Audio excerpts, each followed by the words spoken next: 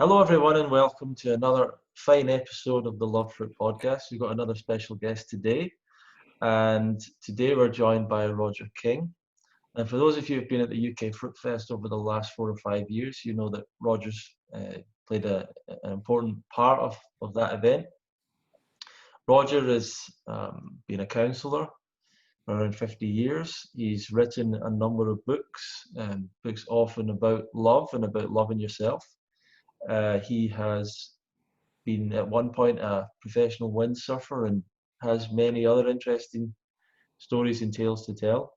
So I wanted to bring Roger on to share his story, and I think he can be of service and of help to a lot of people out there. So I wanted to help share his message as well. So Roger, is there anything else you'd like to tell us about yourself as a bit of an introduction? Well, I was a semi-professional. I did a few races in Barcelona, in Spain, but I was totally obsessed with windsurfing. When I Yeah. get really obsessed, I really go for it.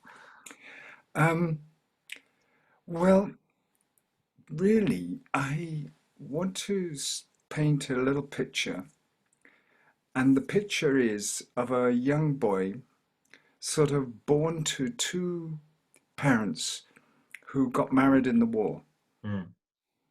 who didn't know how to love themselves. Hmm. They were both brutalized in different ways. And I was the youngest of three children with two older sisters. But 4 weeks after I was born in London, we moved to this house, a broken down old Tudor house in the Chilterns. And there was 2 acres of orchard of apples, plums, cherries. Oh, wow. It was amazing. And although we were very, very poor, we lived on a very simple diet, really. We had very little meat because we couldn't afford meat. And milk in those days was not so processed Hmm. Hmm. as as it is now, sprayed on fields, etc.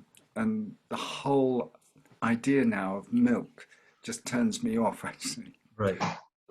But this boy grew up always wanting to find out if there was more to life. I was always asking incisive questions. Can there be more to life than what I'm experiencing? Hmm. I was often bullied at school. I grew up with a very low self esteem. But the one thing I did have was nature and fruit. I would always pick whatever I wanted in season. And I can remember picking the apples, which were, of course, organic, and they tasted so good. And the plums, I mean, if the wasps didn't get them, I got them. Plum bum, often. But it gave me an appetite for what is natural. Right. And, for anybody watching this little podcast, when we taste something really good, sweet, and lovely, it changes your whole vibration. It changes what's going on in here, what comes out of here, and what's going on in your body to every cell. Your neuropeptides are constantly going to every cell in your body. And so that's where I started to fall in love with fruit. And, you know, if you think of this small boy growing up, but I knew that I could grow strong. I mean, my father was one of these people who was a big man, and he'd take us to the Lake District, and he would send us on 20-mile hikes up steep mountains with a big pack on the back. Yeah. And I nearly lost my life at one point on that. but it gave me an inner strength. Mm-hmm. I didn't like being forced to do things. Mm-hmm. I was always a rebel. And if there's any rebels out there, um, join me. But I want to rebel with knowledge, with good knowledge that I wanted to learn outside school, outside university. I knew that there was a whole array of information that I wasn't receiving.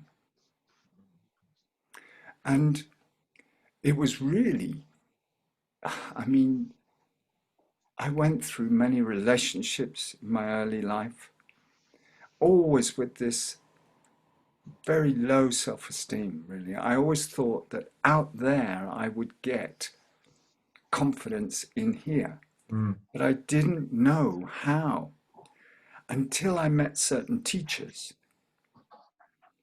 like Carl Rogers, a great psychotherapist, Louise Hay, who I'm a facilitator of You Can Heal Your Life, Mm-hmm. and many others. And I was extremely lucky in my life.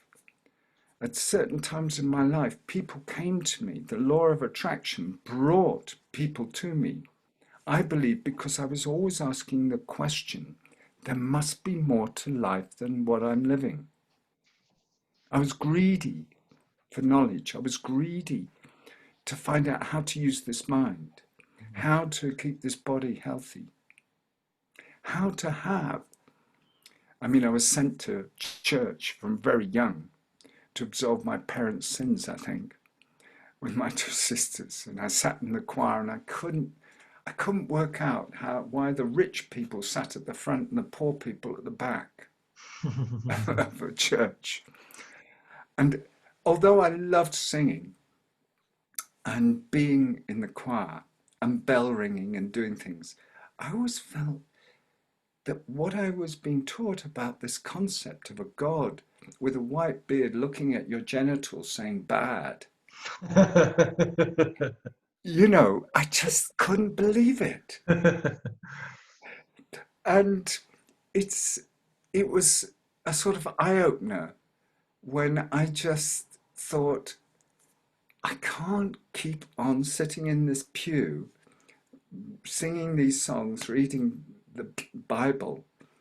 I wanted to know more about truth, about honesty, about openness. And it doesn't mean that I don't believe in a goddess, a God, a universal mind. I do believe that there is the unseen force that is there, that is often directing our lives.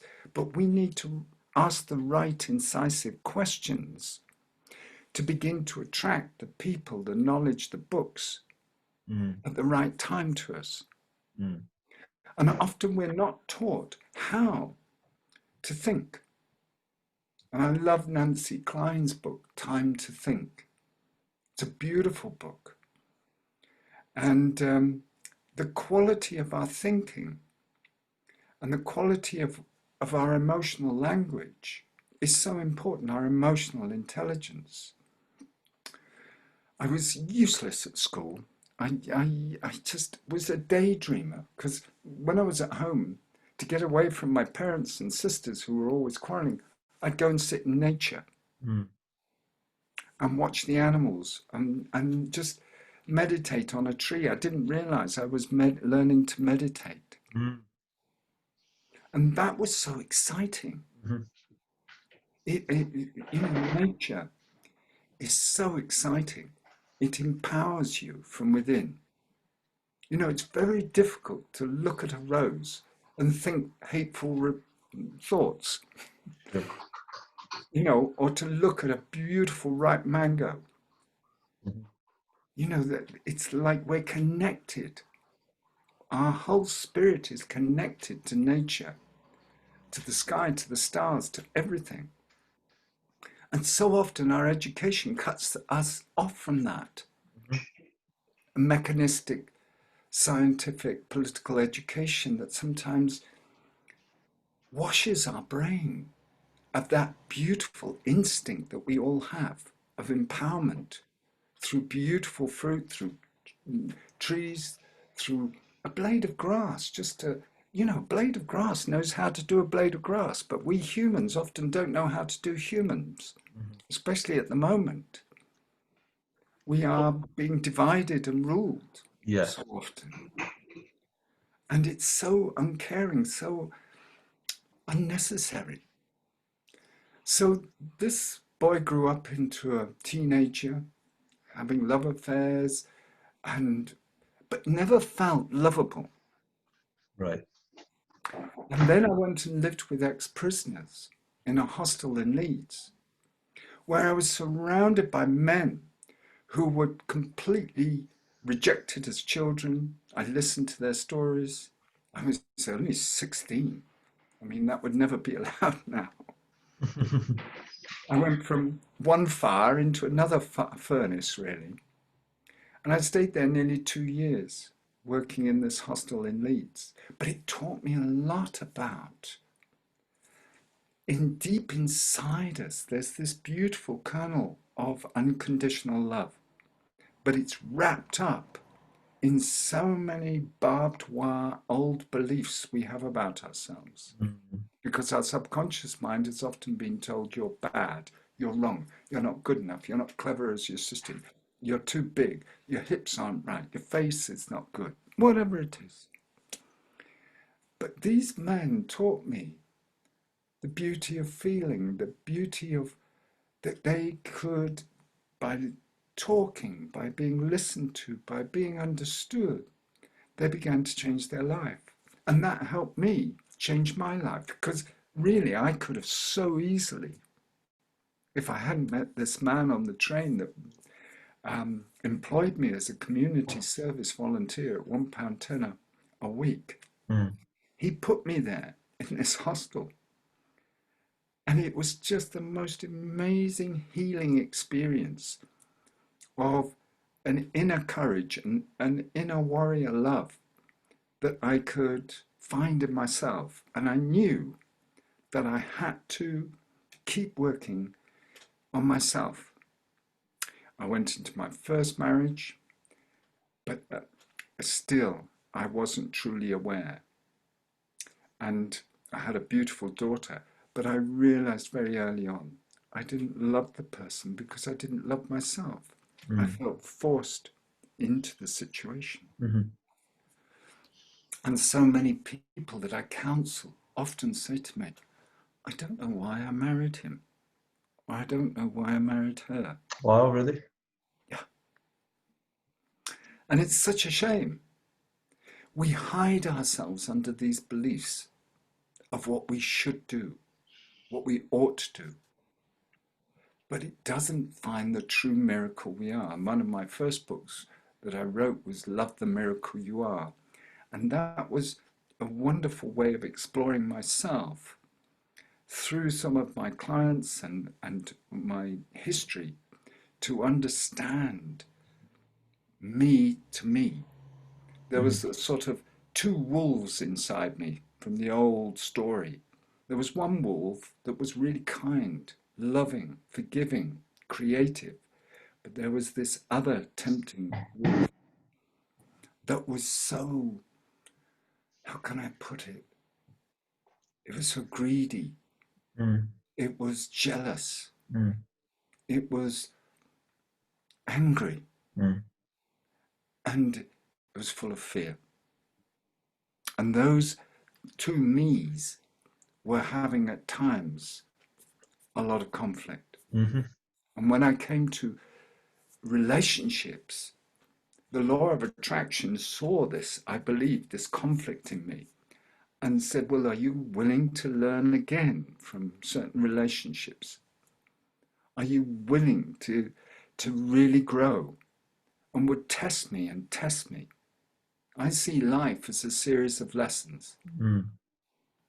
And I'm nearly 73, and I really am continually learning lessons in my old age.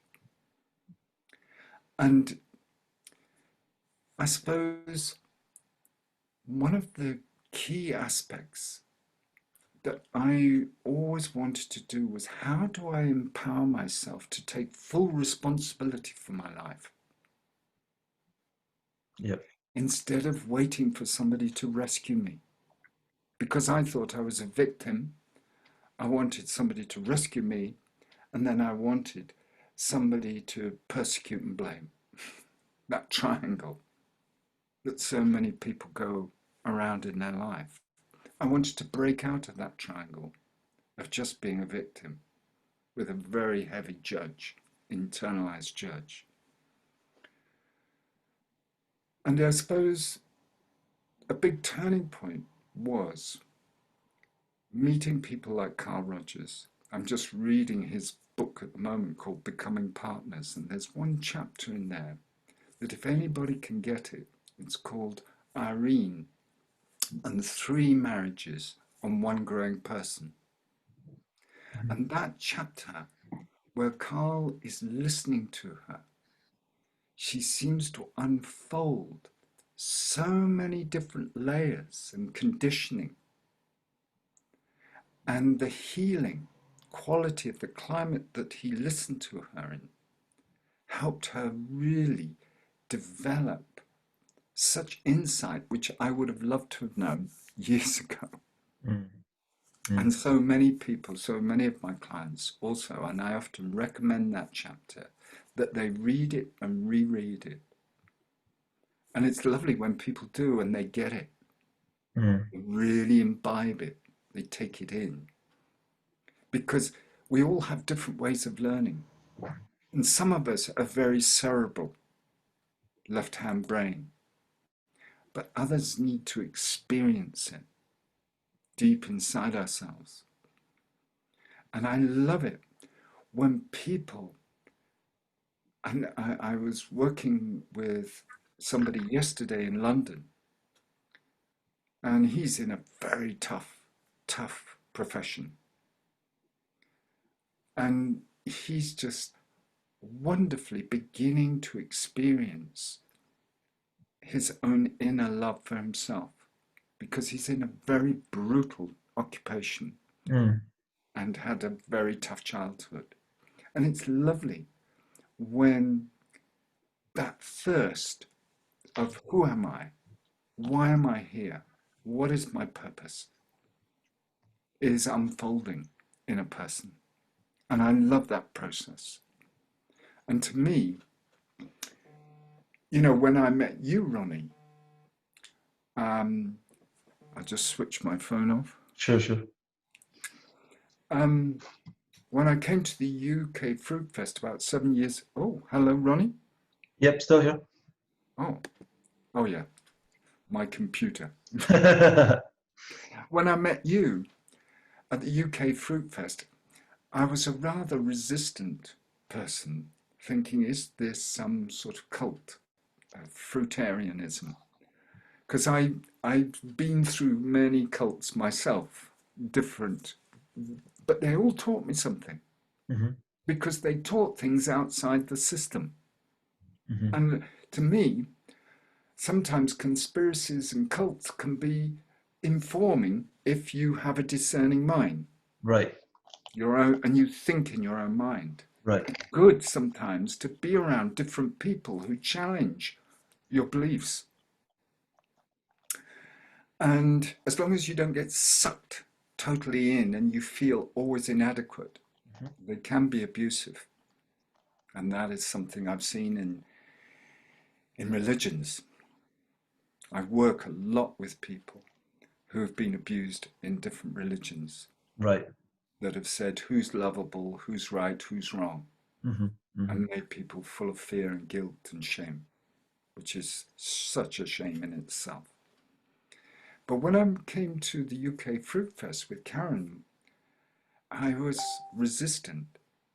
But then I thought, as I grow old, I need to look after my health. I love looking after my health.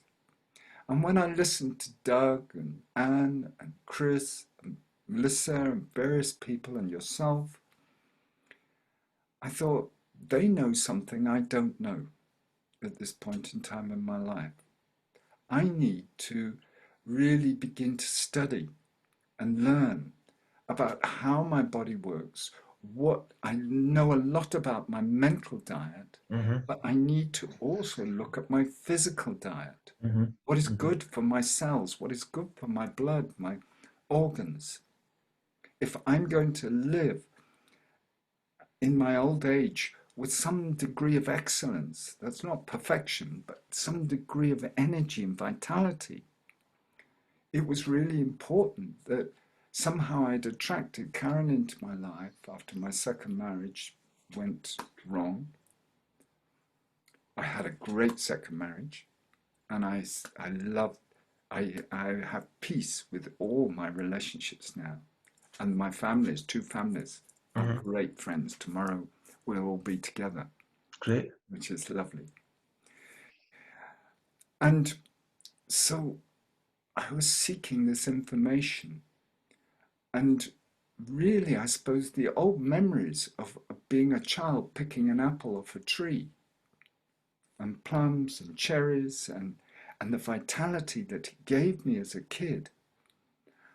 I feel like when I met you and you had arranged this UK Fruitfest, and I looked around me and I saw these wonderful people really searching too and associating with each other and telling their stories over beautiful fruit prepared meals that I thought, oh my goodness, watermelons, melons, oh, coming out my ears.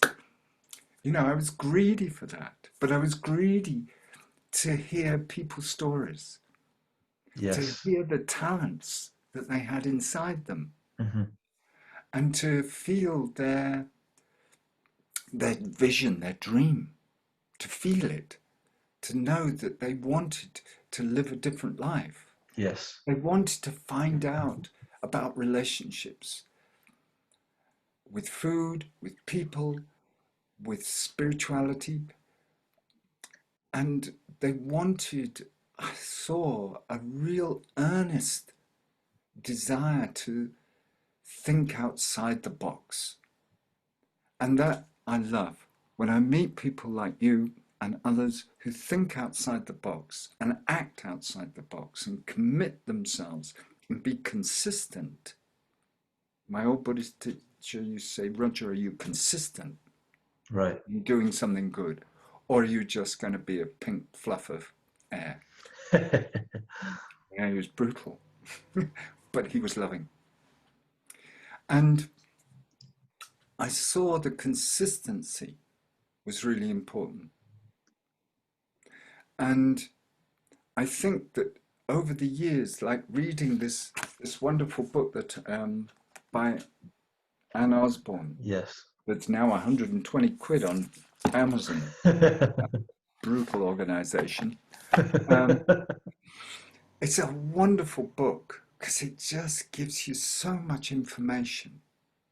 And Mm. she talks from her own spirit, her own heart. Yeah. And that's what I saw in all the speakers that were there. They spoke from their own heart and they lived their life as congruently and transparently, as honestly as possible. And, it was just wonderful. And it was an atmosphere where, yeah, I really made a deep commitment to learn how to look after myself and to really move my eating habits more and more to fruit, Mm. more and Yeah. more Yeah. to beautiful salads, more and more to, yeah, just feeling that vitality. And, it was amazing last night listening to your lecture on the downfalls of why people move back into cooked food, etc. And I think that I I know I'm not perfect. I sometimes slip, but I don't beat myself up. Sure. But I go back to eating fruit. I mean, if you saw my kitchen at the moment, it's full of fruit. Mm. Because if I focus on that fruit, as Ted Carr says, That's the best thing to do, and have plenty. I've got my beautiful berries here. I'm always, because I'm a bit of a snacker, Mm. and that's me. But I'm snacking on something that's got love in it.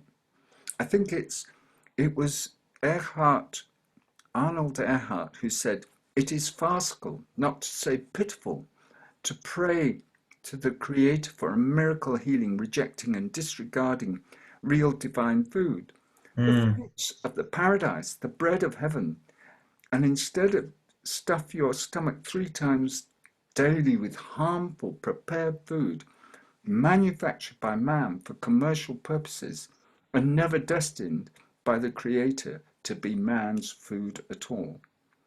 I love that.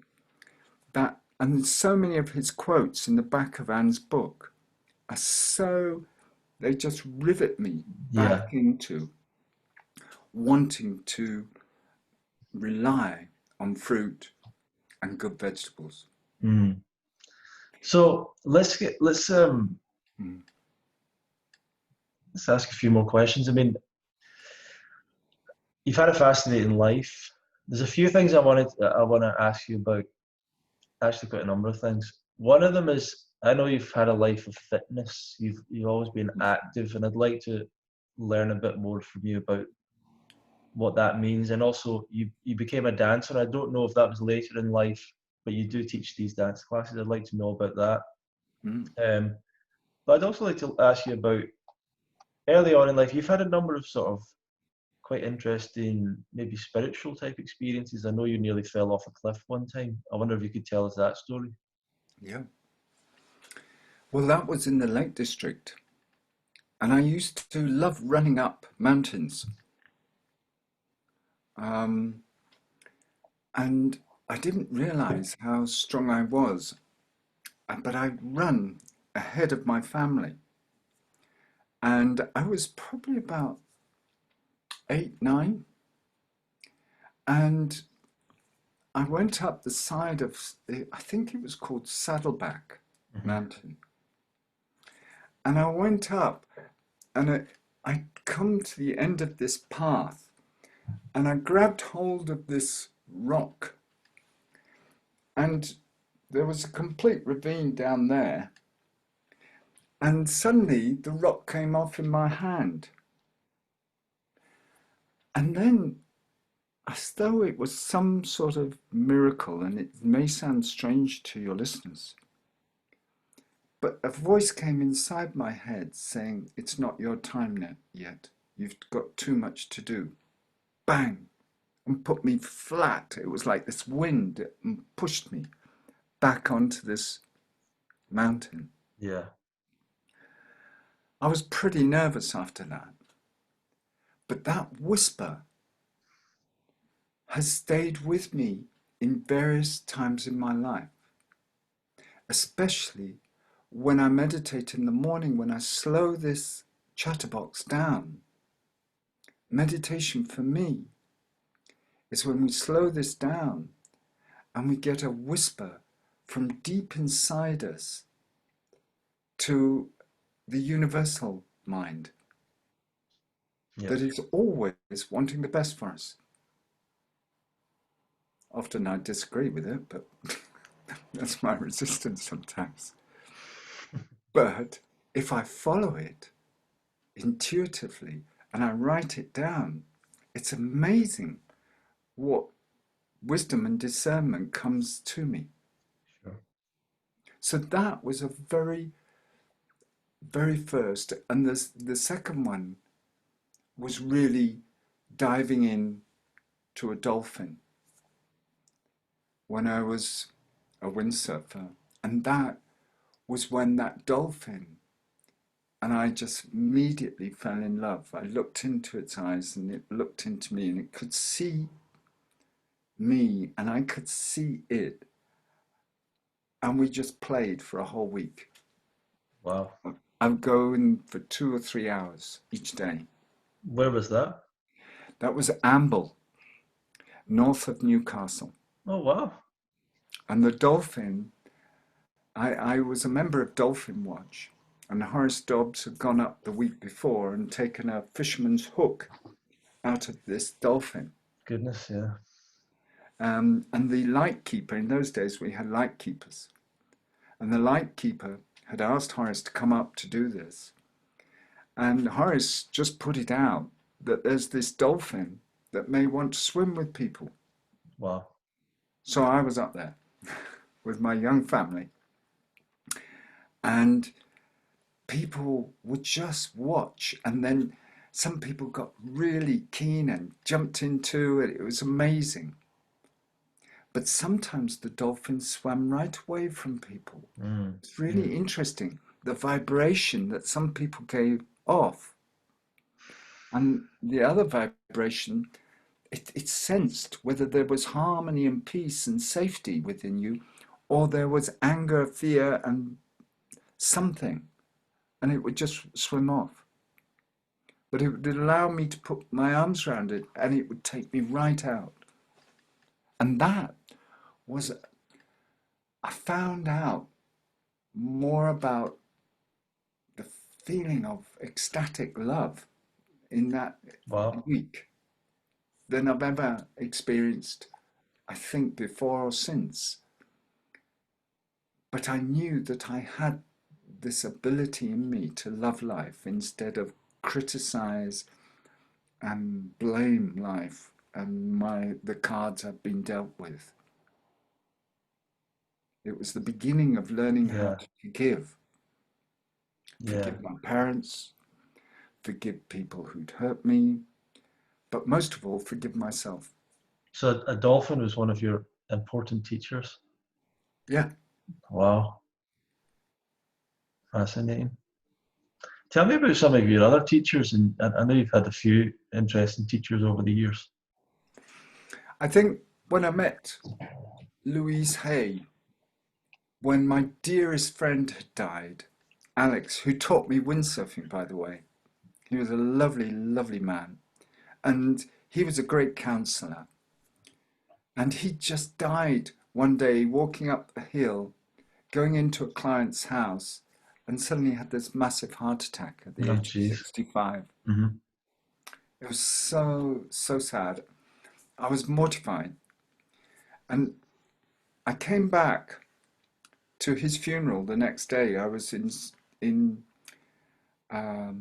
Cyprus, and I was on the top of a wave. I can remember windsurfing, and I had this dreadful feeling about Alex. It must have been the time that he Yeah, died. yeah.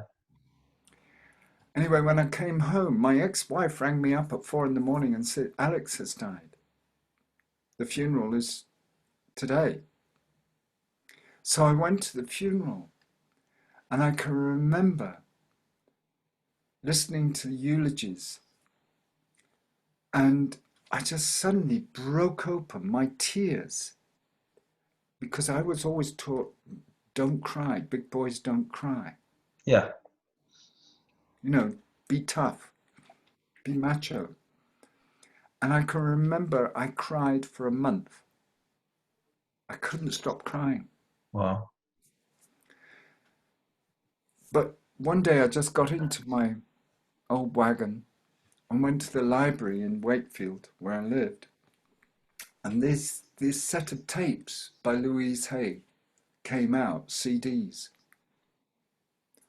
And I got them out the library, put them in my cassette thing in the car, drove round and parked and listened to this woman. And what she said made so much sense Mm-hmm. to me, to Mm-hmm. my inner child, the part that I left unloved, that I'd never really come across, that I always suppressed that hurt inner child. And that book, which has now sold nearly 100 million copies, it had only sold 1/3 of a million when I got it. She became a real mentor to me, and I was lucky to meet her twice. And I gave her a copy of my book, Love the Miracle You Are. And she gave me such a big hug. And she was only a small woman. And I expected this huge, very, creative woman. And of course she was. But she didn't start living her life till she was 50. Mm.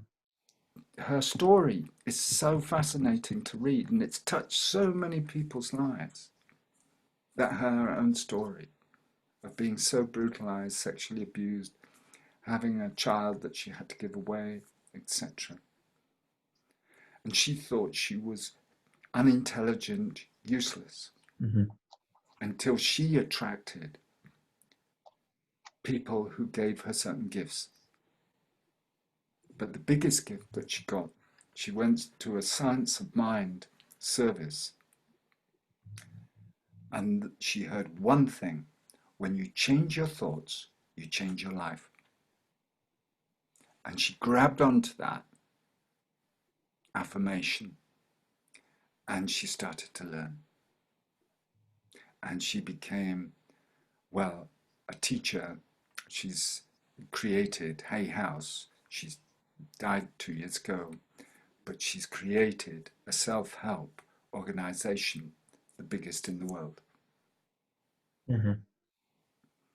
And I think she gave me the permission. My sort of Buddhist teachers and other teachers were quite tough.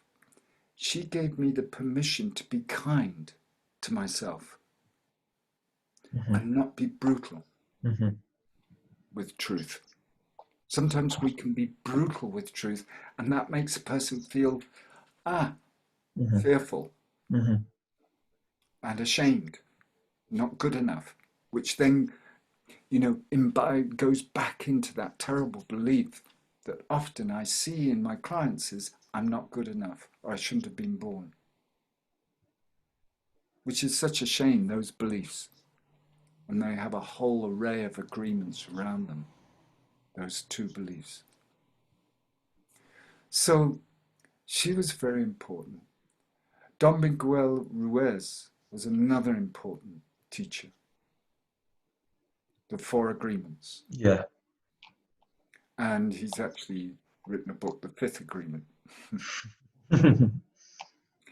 which is, well, the Four Agreements, I don't know if it would help, just very quickly. Sure. First of all, be impeccable with your word. Mm-hmm. Secondly, don't take anything personally. Mm-hmm. Most people do. Don't make assumptions. Ask good questions. Whenever you feel you're making an assumption about somebody or a judgment, ask questions.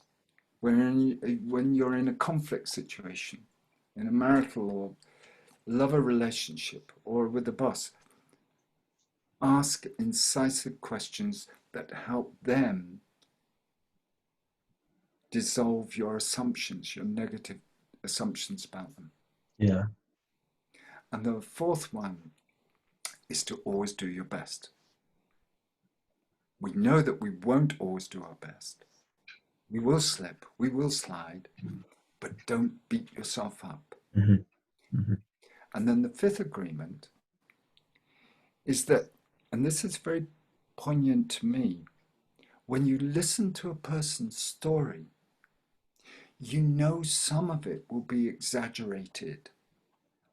It won't be complete truth. Yeah. It will be on the way to truth. So you have to discern what is true and what is not true.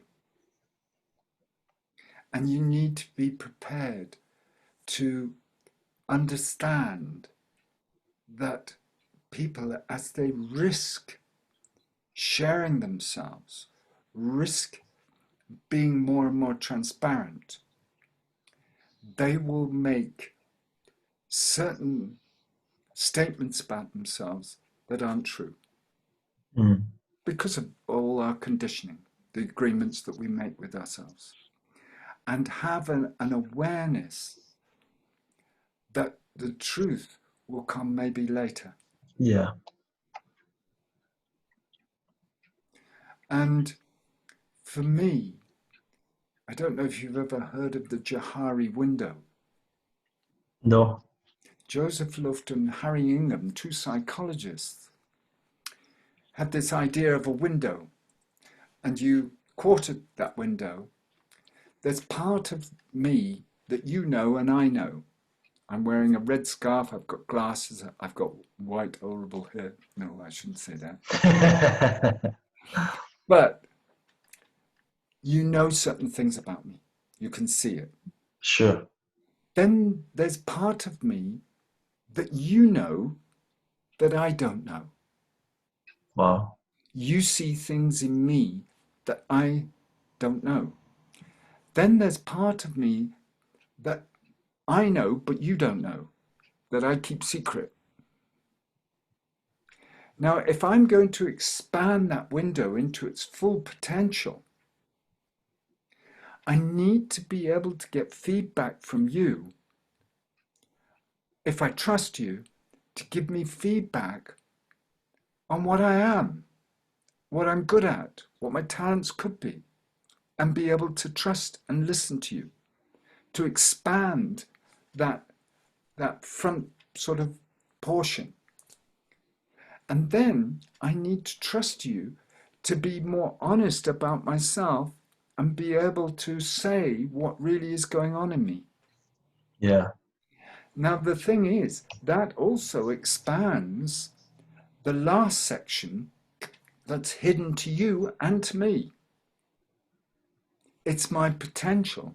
It's Mm-hmm. my possible skills. It's my possible area that I've never explored. Mm-hmm. And in counseling, what I try and do is help that person to be the complete window of who they really are. Yeah.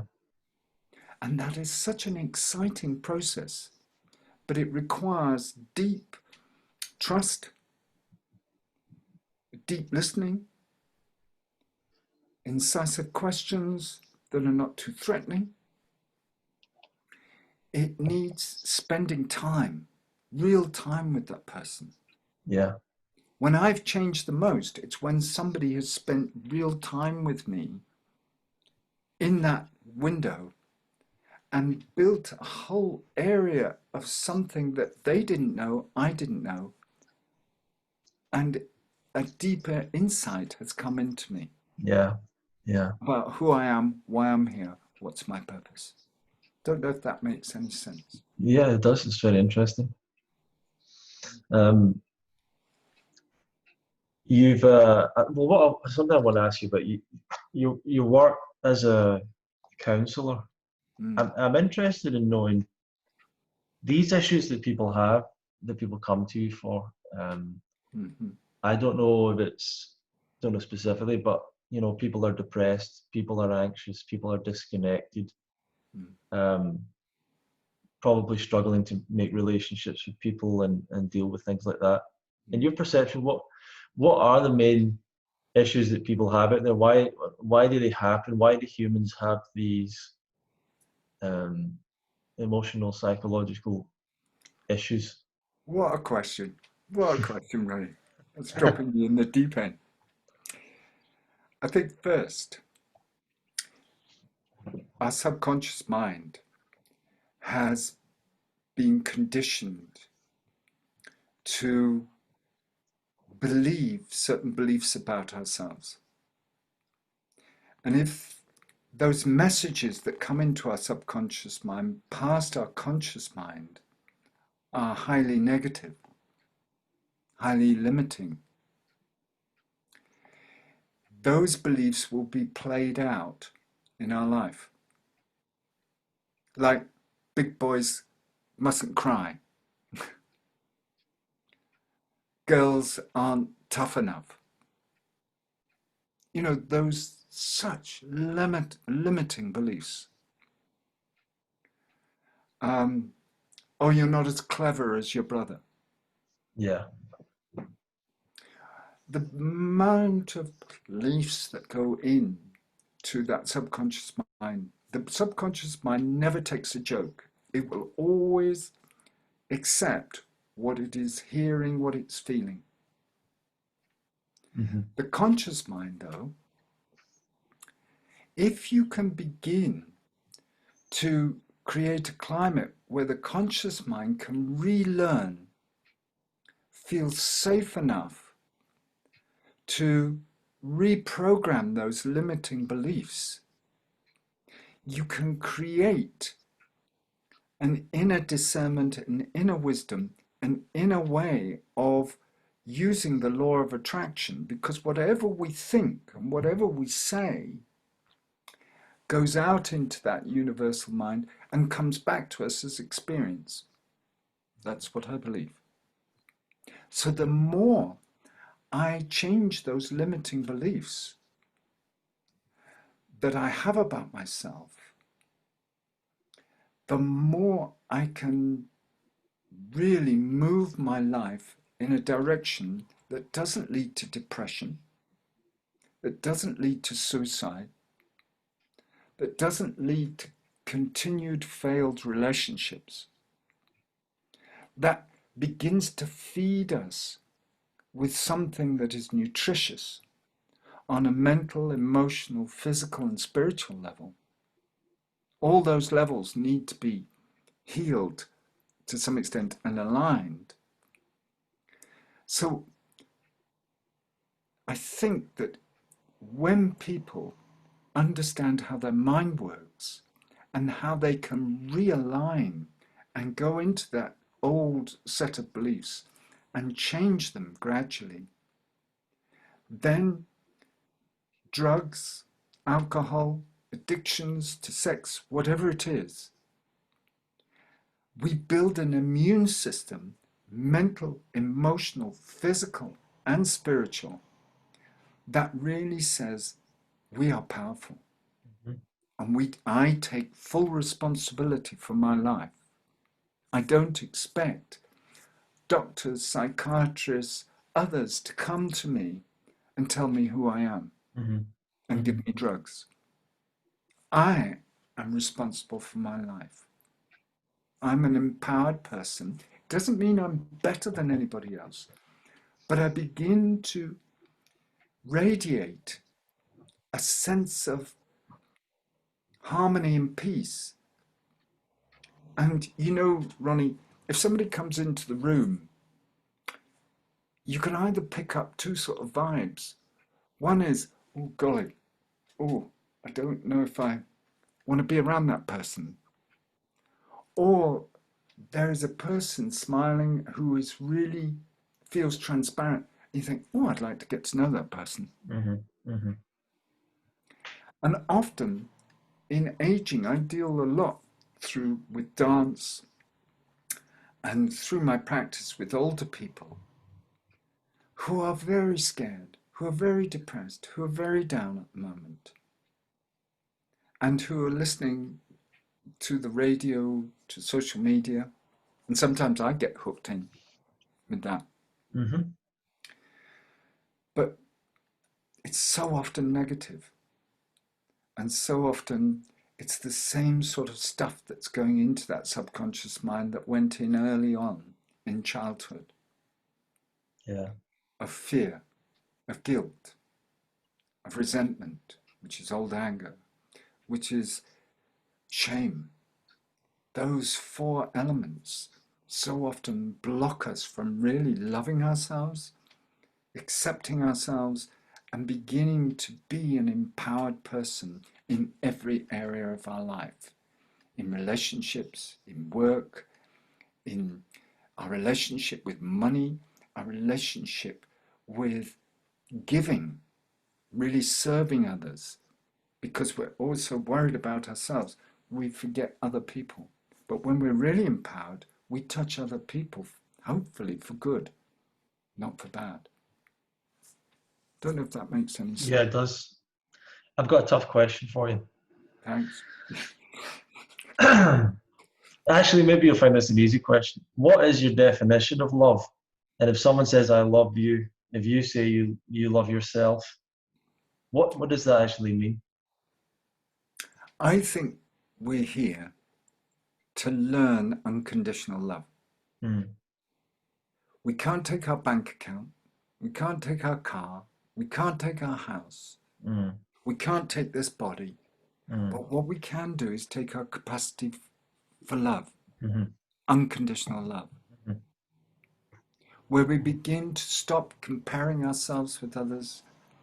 We begin to become vital on every level, and we find this kernel inside us of unconditional love. Yeah. We begin to evaporate and dissolve all the judgments we've had about ourselves and others. We stop criticizing, blaming, and we begin to really find a way of living where we're not scared of death, where we accept that this time is finite. We don't know the next chapter. Yeah. But I believe the next chapter could be really exciting if I keep working on this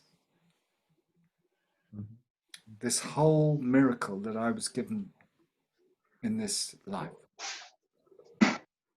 So unconditional love is where we really are heading towards. And do you think that eating fruit and dancing and being healthy and all the things you do are all a part of loving yourself and Yeah, are a symptom of it as well? it's just like they feed each other. Right. Fruit, veganism is a most revolutionary action, quietly revolutionary.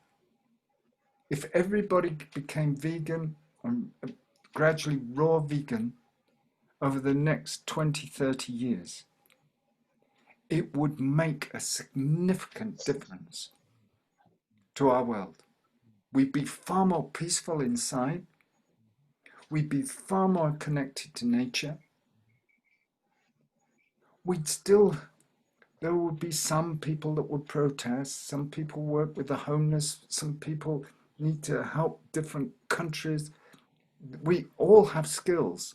And I think the more we actually change our life from inside out and we put good stuff inside, we will find our vision, we will find our purpose, and we will help this world move and turn in a different way. All the hurt leaders that we have at the moment, and quite limited in their self-love, honest love, respectful love. There is a love that is narcissistic, that it can become very abusive. That is not love. That is creating a very angry, abusive, self-abusive way of being. Now, let me ask you about dance, because I know that's very important to you. Oh, yes, I was dancing last night on Zoom. Yeah. What got you in? When did you start doing that? When I was 4 years old. And I know you've said to me that it was kind of quite healing for you at times. I'd like to ask you about that. What do you mean by that? Well, when I was young, I used to try and stop hearing what was going on around in this old Tudor house. And I remember a big carpet, and I used to play the Eroica on an old gramophone record and other classics. And I just danced around this carpet. And I can remember a tune by Michael Holiday, who actually committed suicide, The Story of My Life. And that record and many other records, 78s, and then of course we got 45s, 33s, it was great. I just loved listening to music, and at 5 o'clock on a Sunday night, I'd record on my Grundig tape recorder all the Top of the Pops. And I'd dance around my bedroom. So it started very young that if I danced, I could be in a different world. Right. And like last night, there was a woman on the biodancer session, and I could see she was playing with her hair. She was sitting there. And I just made eye contact with her and just came close to the screen and danced with her depression, whatever you call it, her depressed state of being. And just her eyes lit up, and it was like her soul lit up, and she started dancing. Just a little tiny miracle. Brilliant. You know, like when you sing, when you get that guitar in your hand, it does something to your spirit, doesn't it? Yeah, yeah. Starts to move. Yeah. And it's just great when we're at the UK Fruitfest and you get out your guitar around the fire and sing, and you get us all involved. Yeah, so you've played a big part in the festival over the years, and as you were saying, you came as an attendee. You didn't come to speak, but you've ended up being, for many people, one of their most favourite parts of the festival, with your dance classes and your workshops. Let me ask you, what's the festival given to you? It's given me a deep belief that if I eat and drink good stuff, my body hums with life. And then I can go out and do the work that I'm meant to do and be as transparent as I possibly can, so that people can't hook me with their pain. Wow. When you're transparent, people can't put those emotional hooks, mental hooks into you and drag you in the drama of their pain. Because I'd be no good to people if I go down the hole with them. Right. I want to lift them up to a different state of consciousness, awareness, and help them transform. They're going to do the work. I don't do the work. All I do is maybe give them some pointers, some knowledge. And if they're willing to do the push-ups and enjoy the journey eventually, it's amazing what happens. Yeah. So that's the UK Fruitfest. You know, has given me the physiological, but also the beautiful people that come. Right. I love belonging to a tribe of people that are doing their best to change their diet. Yeah. Yeah. On every level. Yeah. Yeah. Well, it's been great. It's been great seeing you be such a bigger part of it, and I think people do like the message that you share.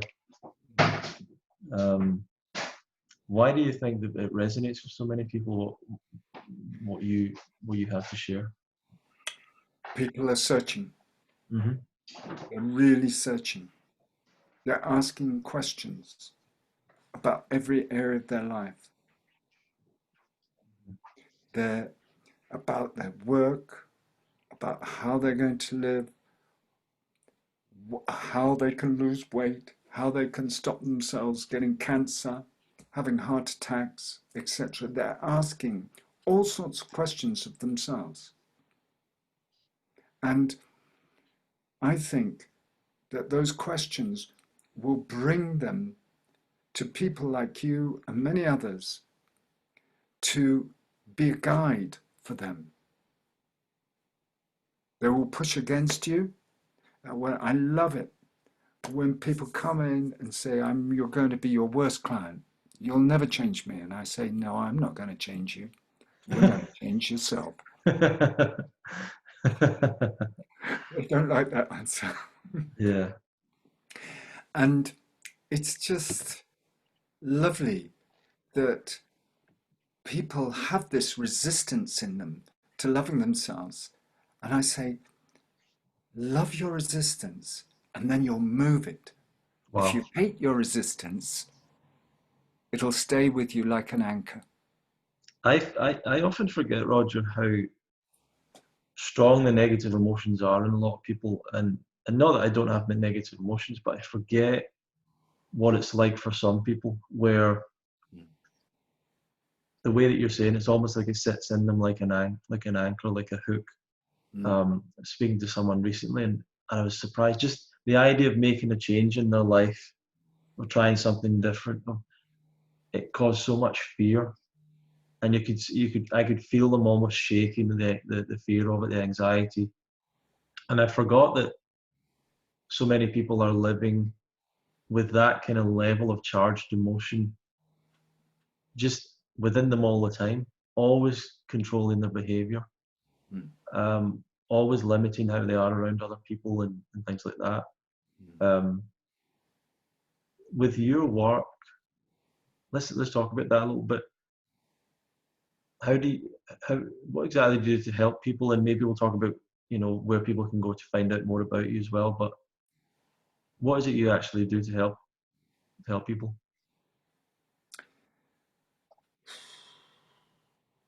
I suppose people want to know if they can trust me Hmm. because most people who are hurt don't trust. Hmm. Secondly, they want to know if you really care. Right. You can have all the right knowledge, all the right answers, but if you don't care, it's a waste. Hmm. It goes past them. Yep. Thirdly, I think it's the ability to listen to the inner child, the crippled child sometimes Yeah. that's inside, that comes from a father or mother or generational religions or abusive situations.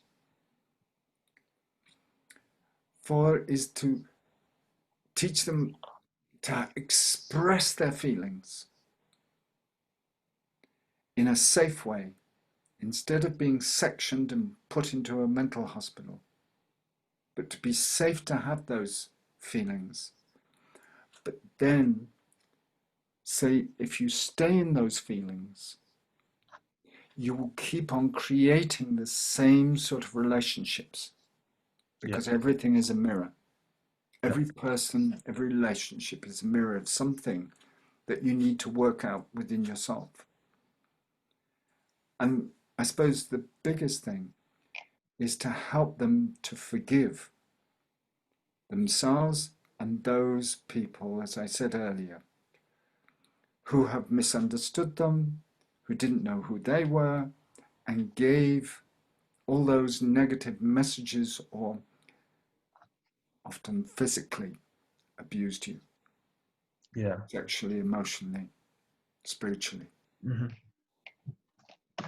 So forgiveness is one of the biggest keys to empowering a person. I'm sorry. Please forgive me. I love you. Thank you. The Ho'oponopono mantra. So I've got a question about forgiveness, because it seems to me for a person to move on in life, they have to forgive. Mm-hmm. But sometimes the things that have happened to people are so bad that you would say it was unforgivable, which is a bit of a paradox there. How does a person be at peace with the idea of forgiveness, even though they feel maybe the actions of another person weren't forgivable? When I teach forgiveness, I, if I give you an example from my own life, Hmm. my father was quite brutal, could never tell me he loved me. Mm-hmm.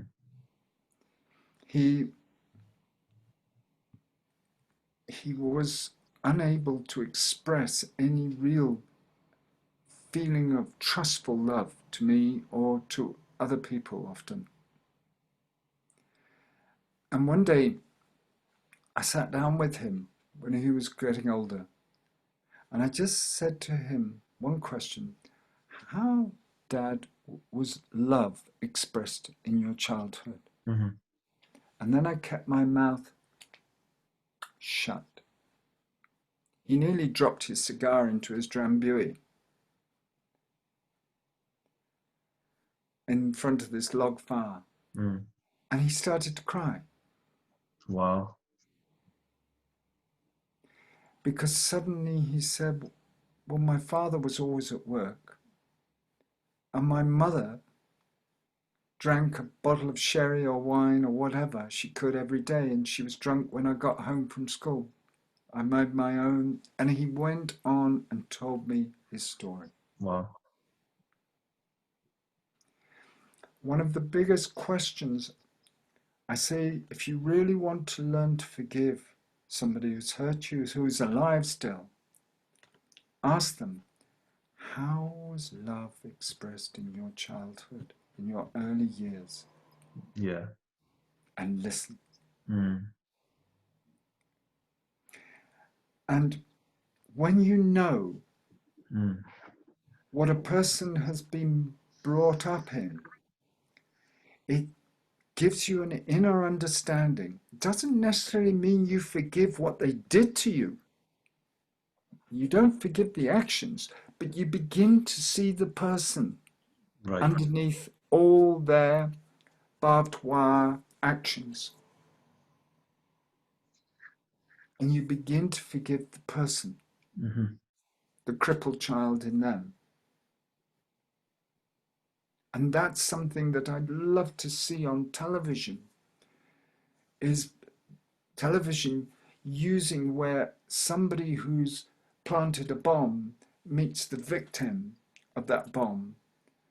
And Desmond Tutu was brilliant in developing Northern Ireland peace movement, where he brought the victim and the persecutor, the person who'd done something bad, together. Yeah. And they really listened to each other. And the victim began to listen to the so-called terrorist Mm-hmm. about their childhood. Mm-hmm. Didn't mean that it absolved what they did. I'm not condoning abuse. I'm not condoning what people do to each other. But I'm saying just listen to what went on in their life that made them do these things. And see if there's a way of meeting. Yeah. Yeah.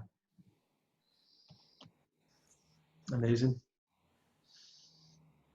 So, how can people get in touch with you if they want to find out more about you and what you're Well, they doing? can email me, roger3king@gmail.com. Mm-hmm. I'm on Facebook. I have had to say lately, I do not want to become a slave to Sure. social media. I've got so many people who have very kindly befriended me, but I cannot deal individually with people Mm-hmm. unless I know them. Sure. Sure. Otherwise, I would not be able to breathe. Right. And I don't want to become a slave to social media. And that's a social dilemma in itself. I always want to use social media for good, not for the hidden purposes, the hidden persuaders that they've become. I see. I see. Well, thank you for joining us today, Roger. I think it's been a little bit of a different one for the audience, and I think they'll enjoy it a lot. And certainly, I definitely recommend Roger if you're looking for, if anyone out there is looking for some support or guidance or whatever it is you're looking for, maybe you need to speak to someone, then contact Roger, roger3king@gmail.com. And definitely someone that we recommend and trust at the UK Fruitfest. And if the festival happens next year, hopefully it will, then we would love to have you there again and playing a big part of it. And yeah, so what would be your kind of final thoughts for people listening to this, to yourself? If you're willing to change your thoughts, change your life. Be willing. Be willing. And take a good risk. I often leave people saying, take good risks. And with that, we end another episode of the Love Fruit podcast with Roger King this time. You can get in touch with Roger at roger3king@gmail.com if you're interested in finding out more about what he does, or you might want to come and visit the UK Fruitfest next year and learn more from him in person. And for more information about UK Fruitfest, you can join our newsletter at fruitfest.co.uk. You can visit our shop as well if you want to sponsor, help us out. We've got some T-shirts and different things that all the proceeds go into keeping the festival going. So thank you very much for joining us today, Roger. Thank you all the listeners and viewers. Feel free to share, like, spread this around, and share it with someone you think that this could help. So thank you very much, and we'll see you in the next episode of the Love Fruit podcast. Okay. Bye-bye, Ronnie. Thank you.